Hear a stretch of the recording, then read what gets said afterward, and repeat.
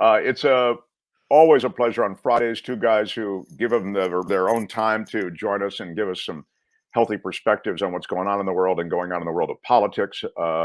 Michael Shure has forgotten more about politics than most of us will ever know. He's a great addition to this show. You can see him on TYT, and he's covered everything from Trump rallies to COVID awards. He's Michael Shure, everyone. Please hold your applause until I Oh, introduce the second of I our wanted to panel. clap for him though. Yes, I'm sorry, and holding applause is oftentimes a difficult thing to do, but let's try to do it. I also want to welcome a guy who is the senior correspondent at ABC Television, longtime White House correspondent. Now, please put it together for Jim Avila, if you would, as well. And now for Michael and Jim, a healthy round of applause, if you will. Yeah. Morning. I mean, Jim gets the applause. I get it. It was an awkward moment. I tried, though. I tried to hold the applause. Kim, you have all my respect. I tried to be there for you, Mr. Shure. Yeah, I tried to. No, Yeah. I understand. I usually somehow will botch the introduction, but I'm grateful for both of you. Michael's on a stakeout. That's why he's where he is. And Yeah, exactly. Yeah, I mean, sometimes when it's the Mark Thompson Show, you do what you can to get on air. And yeah, exactly. Today, Thank you. Today What are you in the Target parking lot? Where are you? No, I'm on a stakeout. I'm in my car on the street and Okay. you know. Yeah, it's on a need to know. I don't think you Oh, need it's to a need answer to that, know. Michael. Got it. It's not Yeah. like you need to. Yeah, I don't It's feel private. obligated. I'm outside your house, Kim. Super secret location. And here's the odd thing. Michael's signal from his car is better than mine, which is supposed to be on some high, speed Wi-Fi here from my mom and dad's house in Washington, D.C. All right, now. Jim's outside today. Yeah, well, Jim's outside. He's been outside before. Yeah, He took it away. Yeah, he's outside on the patio. But he's not. He doesn't have the American flag view today. I don't think. Yeah, I had to change things up a little bit. He's too backlit, I think, the American flag, and yeah. but he'll have the occasional ambulance or fire truck rolling by to remind us he's out. Anyway, Yes. All right, boys, the preliminaries are over. Let's get into it. I thought, and I will get to politics, and I will get to AOC, and I will get to Ilhan Omar. Just give me a second or two, though, on this diplomatic crisis, or certainly an awkward diplomatic moment with this Chinese surveillance balloon. Jim, you first. Well, I think it's interesting, nice movie plot, but I from what I'm seeing, that doesn't seem like anybody in the State Department or the Defense Department are all that worried about it. It's not like allegedly it's did something just happen here? No, that's just the picture of the balloon. We have it. Oh, up okay, there. sorry. Yeah, It's evidently you can't see anything from there that you can't see from their satellites already. We're not exactly in the middle of or planning a nuclear strike at this point, so I don't think it sounds like it. I mean, it's fun, but it doesn't sound like it's a big deal. Although Blinken has the Secretary of State has postponed or canceled his trip, which means that they're trying to send some kind of message that this is not cool. But they're not overreacting, which is good. We got enough problems in Ukraine. I don't think we need problems in Montana. And Michael, this is happening at a time when we're trying to get on more positive footing with China, right? Yeah, it is, and that's what I think that is the biggest sort of takeaway from this is what it could do to them. I mean, as Jim said, Blinken canceling his trip means that the positive footing has certainly lost a little bit of its balance here, and so I think, I also am with Jim. You sort of take your cues from the people that matter. You'll see overreactions certainly on the right in Congress, and there's unquestionably the House is going to overreact to this. But if the people that matter most are not, and when I talk about that, it's the intelligence community, it's the defense community, it's the Secretary of State, when they're kind of just sort of slow playing it, as it were, then I'm not as concerned. It seems like it's a strange hiccup in what, as you said, Mark, it seemed to be ramped up, I guess, amity between the two countries for a while. A story just came out about this balloon.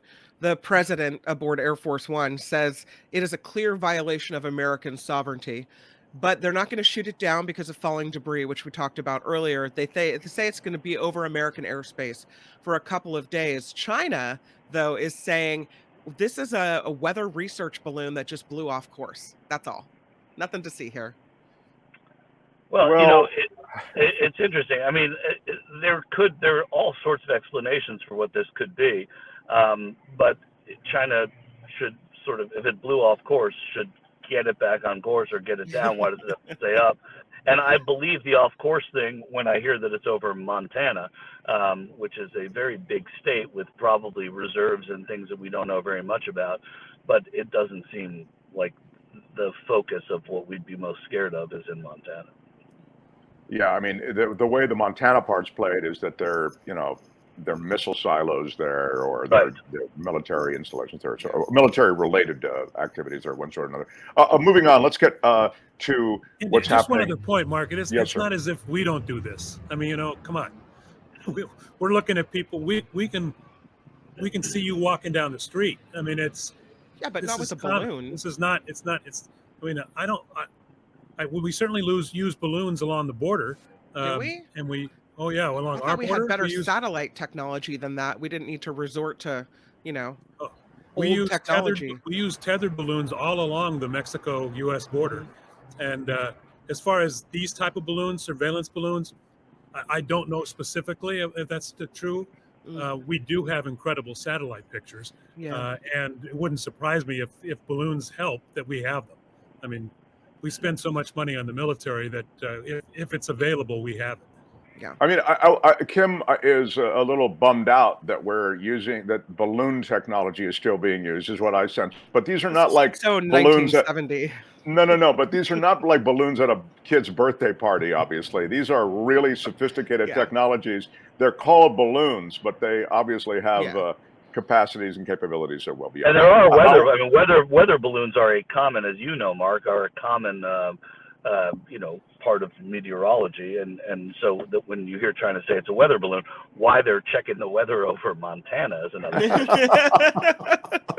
question. Well, I making sure. talked about weather balloons in the first hour. People missed it. I actually spoke I gave you a minute or 90 seconds on exactly how weather balloons work and why they're significant and why they're different than surveillance balloons. But for anybody who might have missed it. All right, I want to get to what's happening in Congress. There were a couple of key moments and some shuffling of committees. Committees are now controlled by GOP. I wonder if I have the AOC sound. I think you wanted that, Jim, to just speak to a situation with Ocasio-Cortez. Do you want to give us a sense of what happened, and then I'll play the sound? Or and essentially, Sure. she was bounced from a. Go ahead. Yeah. Well, she wasn't, but her friend, also on the squad, who is the Somalian woman, immigrant from Ilhan Omar. Yeah. Right, who represents Minnesota. She was bounced because of previous anti-Semitic tropes, which she has used, which she has apologized for and taken back and explained that she didn't really understand it. She got some education. She was certainly taken to task by members of her own party. But because Marjorie Taylor Greene and the nutcase from Arizona were taken off of committees by the Democrats because they threatened violence against other congresspeople, including AOC. AOC just did one of her, she knows how to communicate. You may not agree with everything she says, but she is an excellent communicator, especially on social media. And I think you ought to play what she had to say about this. This is what she said on the floor of the House in relation to Ilhan Omar being bounced for reasons related to her anti-Semitic remarks, which, as Jim says, she'd apologized for. Tony, please. Republican. And you all and the Republican a member of the Republican caucus threaten my life, and you all and the Republican caucus rewarded him with one of the most prestigious committee assignments in this Congress. Don't tell me this is about consistency. Don't tell me that this is about a condemnation of anti-Semitic remarks when you have a member of the Republican caucus who has talked about Jewish space lasers and an entire amount of tropes, and also elevated her to some of the highest committee assignments in this body. This is about targeting women of color in the United States of America. Don't tell me, because I didn't get a single apology when my life was threatened. Thank you. Now, so that was, you're right. That was really owning them on the hypocrisy of it all. And yeah, and the whole thing is pretty hypocritical. Is Michael back? Okay, good. I'll let him talk. Yeah. Sorry, I missed that. Something happened with my signal for a second. Well, all we just ran was the AOC. Yeah, I saw most of that. Yeah. Okay. What was Jim saying? I was just highlighting that it's the height of hypocrisy of what they're doing, and she called him out on it just beautifully. I mean, one of the things she does more than anything else is able to really go to the heart of the hypocrisy of Marjorie Taylor Greene and her buddies.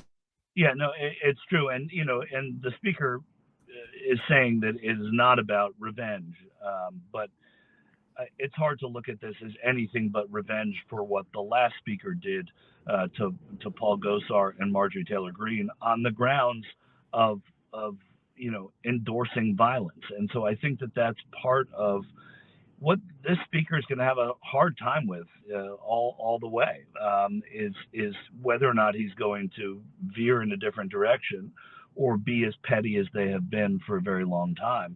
And the pettiness seems to be ruling the day already. Now, there were 3 members of that committee who said that they would not vote for the removal of Omar. 3 Republican members of the committee who said they would not vote for the removal of Omar until there was a provision in there that allowed her to appeal this.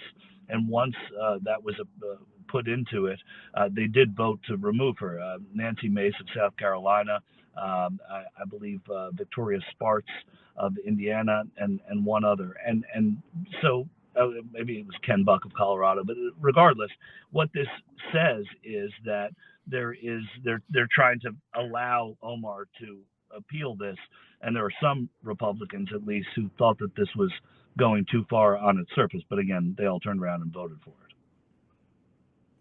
Yeah, it's disturbing to see the Lauren Boeberts and the Marjorie Taylor Greenes of the world who don't even have command of facts and are obviously they're speaking around talking points that they don't even have straight. I mean, they're just on blast. They're just out.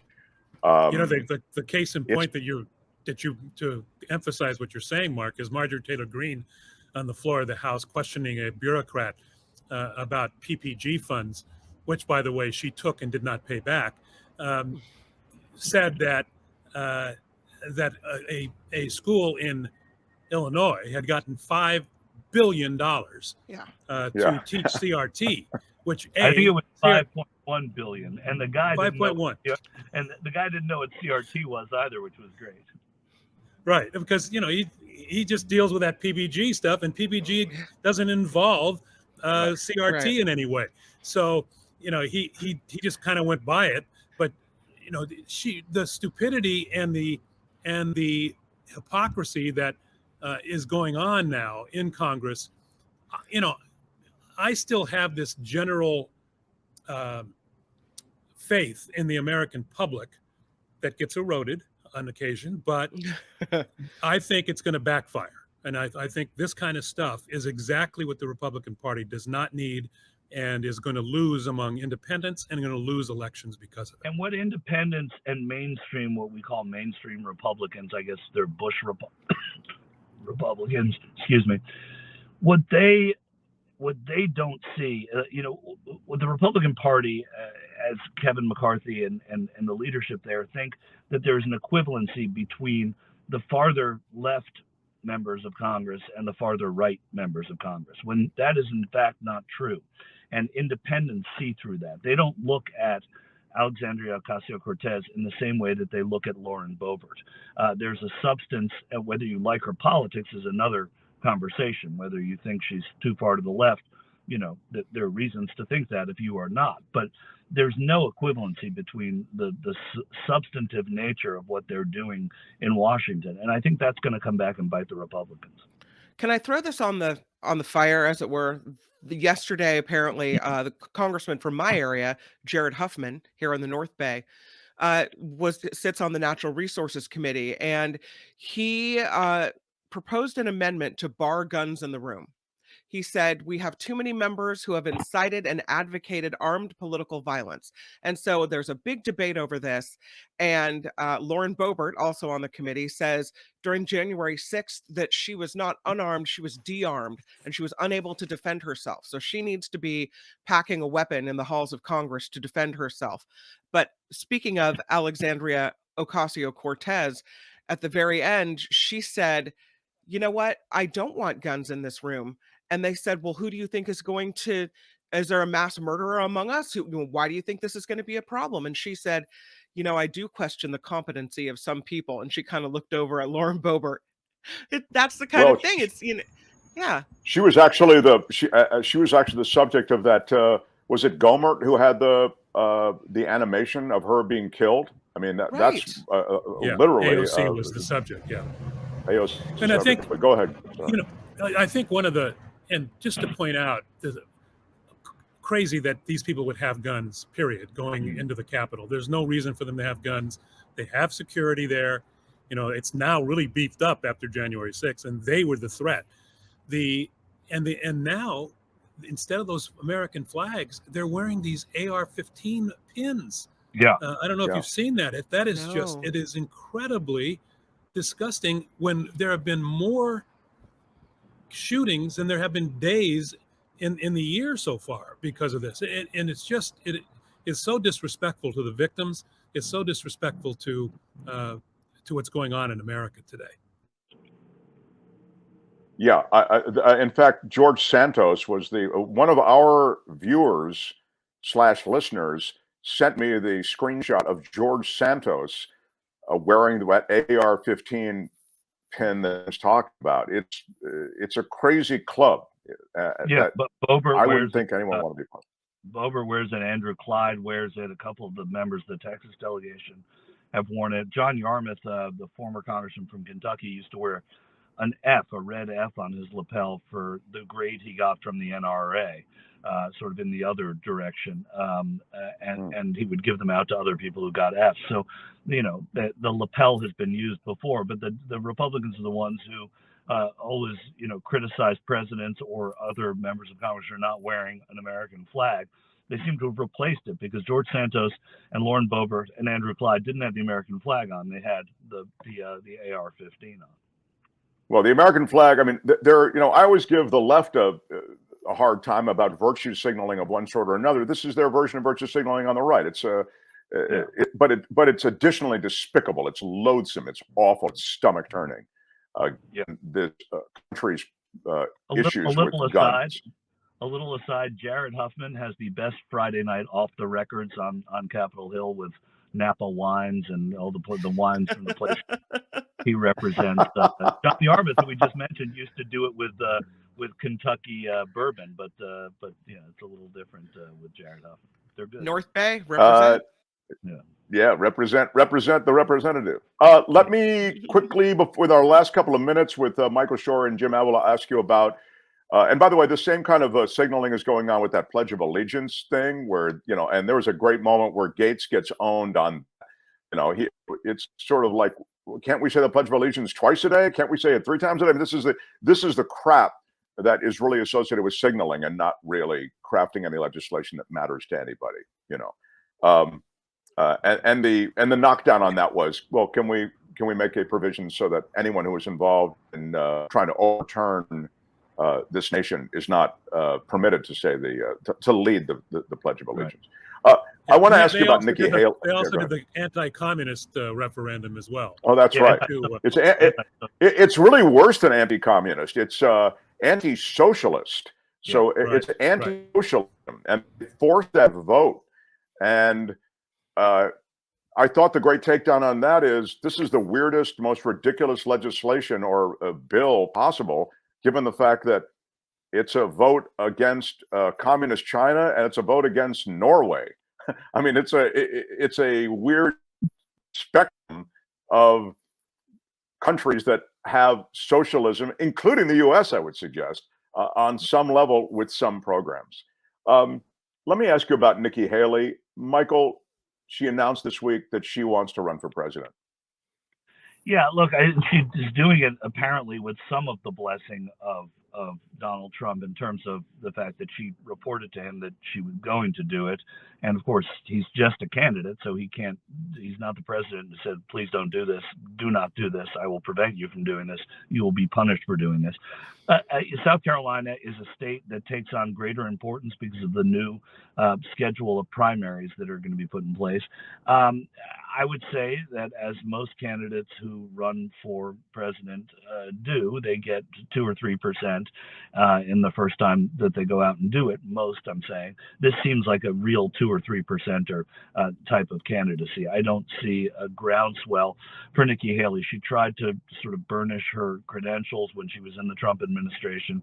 I don't know if that helps or hurts people, but I don't see it's going to be very difficult for Nikki Haley to break nationwide and get a lot of the Trump voters. And the more candidates that they have in that Republican primary, the better it is for Donald Trump, which is why he is inviting people basically to run, because he knows he has a solid base. And if they split everything else up, that hurts Ron DeSantis. Every vote that goes away from Ron DeSantis is not going to Donald Trump. It's going to somebody else. So Trump wants that to be a big part of what he's doing.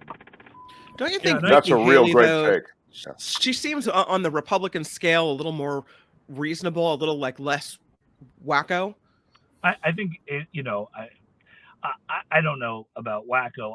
I know that people before she joined the Trump administration thought that, and she lost a lot in many people's eyes for joining the Trump administration, even going to UN, which is not really as big a part of the cabinet or the agenda, but it does play, even though Trump didn't like the United Nations, and she was the envoy there. I think that she is popular in South Carolina, which is a Republican state, but you also have to remember Tim Scott, the senator from South Carolina, also may run for president. And these may be auditions for the vice presidency of Ron DeSantis. But again, we can say that about any candidate running at any time. So it's a lazy piece of the I'll remind I'm going to that be just a little bit he lazy is about it. against I a woman's kinda right to choose. Yes, she's against the right Go to ahead. choose. Right. And I think, to be lazy about it, I really think she's running for vice president. Yeah. I don't think that she has a legitimate shot. It's going to be Trump, DeSantis, possibly, but doubtful, Mike Pence. I don't think even the other people who are in Trump's administration really have a shot as long as Trump is involved, because they're getting support or hoping for support from the same base. And as far as moderates, they just have there's nobody in the moderate wing that can do anything. I mean, the Bushes are dead. Anybody who loved the Bushes are gone. They have totally ransacked the Republican Party of any. I mean, John Kasich has no chance of anybody who is a moderate. There's no way they can win in a primary. Well, everybody with government documents that are classified should have a chance to win. That's all I'm saying. Get them all in there running. Bring the docs. We'll decide what's important. It's funny how that story, the half-life, you can feel it, going away. But we'll pick it up. We'll pick it up next time. What's that, Michael? No, I was agreeing with what you were saying, Mark. No, okay. Well, that's certainly. I applaud that. Yes. Much to my detriment. Yeah. We never went over the bones of a sad game. I'll just say the Niners. Once you have quarterback after quarterback out of the game, it's not even a game anymore. And that's it didn't feel like a loss. It didn't feel like anything. It just felt like that we were disqualified. And that's exactly right. I think that's a fair take on it. Gentlemen, appreciate it so much. Jim Avila, thank you and Michael, thank you for being good friends of the show. Really appreciate you taking time every Friday for being here. Thank you. Okay. Jim Avila Now and can I Michael clap for Shure, both of you? everyone. Okay. Hi, it's Mark, and I thought that was great. Hit the notification bell. You'll know whenever there's a new video being dropped, and please subscribe to our channel to help us save the universe.